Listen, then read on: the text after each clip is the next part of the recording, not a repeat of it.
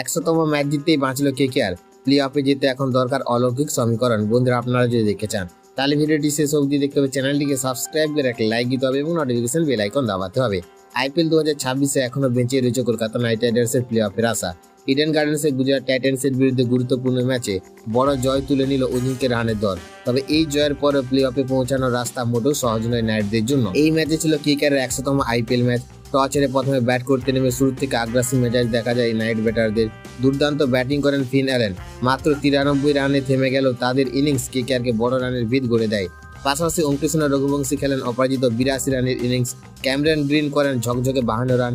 নির্ধারিত 20 ওভারে মাত্র 2 উইকেট হারিয়ে 247 রানের বিশাল স্কোর তোলে কলকাতা। এই ম্যাচে গুজরাতের ফিল্ডিং ছিল অত্যন্ত খারাপ।